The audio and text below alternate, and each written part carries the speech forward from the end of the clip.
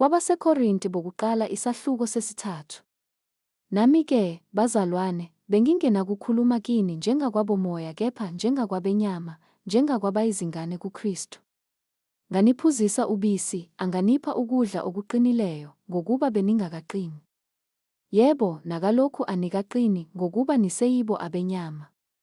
Ngokuba uma kusekhona phakathi kwenu umhawu nokuphikisana, anisibo abenyama, anihambisi okwabantu na. Ngokuba nxa omunye ethi, mina ngingokaPawulu, omunye, mina ngingoka-Apholo, anisibo abenyama na. Pho, uyini u-Apholo? Uyini uPawulu na? Bayizikhonzi enakholwa ngazo, kwaba yilowo nalowo njengokupha kweNkosi. Mina ngatshala, u-Apholo wanisela, kepha uNkulunkulu wakhulisa. Njalo-ke notshalayo kalutho, noniselayo kalutho, kodwa uNkulunkulu okhulisayo. Otshalayo noniselayo bakunye, kepha yilowo nalowo uyakwamukeliswa owakhe umvuzo ngokomsebenzi wakhe. Ngokuba thina siyizisebenzi kanye noNkulunkulu, nina niyinsimu kaNkulunkulu, niyisakhiwo sikaNkulunkulu.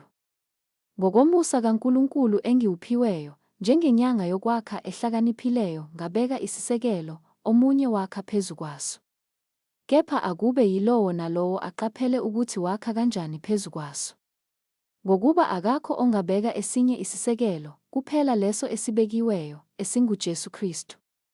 Kepha uma umuntu akha phezu kwaleso sisekelo ngegolide, nesiliva, namatshe anenani, nemithi, notshani, nenhlanga, umsebenzi walowo nalowo uyakuvela obala, ngokuba usuku luyakuwudalula, lokhu kwambulwa ngomlilo. Nokuthi umsebenzi walowo nalowo unjani, umlilo uqobo uyakukuvivinya lokho.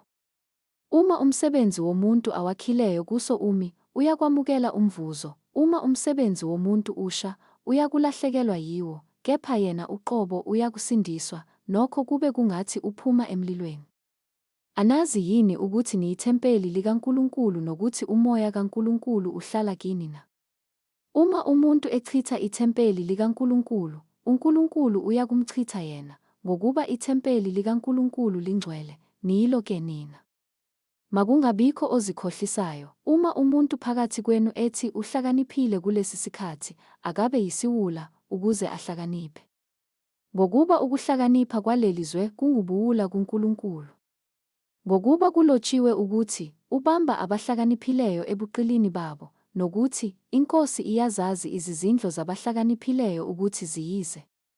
Ngakho-ke akungabikho ozibongayo ngabantu, ngokuba konke kungokwenu, noma uPawulu, noma u-Apholo, noma uKhefase, noma izwe, noma ukuphila, noma ukufa, noma okukhona, noma okuzakuba khona, konke kungokwenu, nina-ke ningabakaKristu, uKristu ungokaNkulunkulu.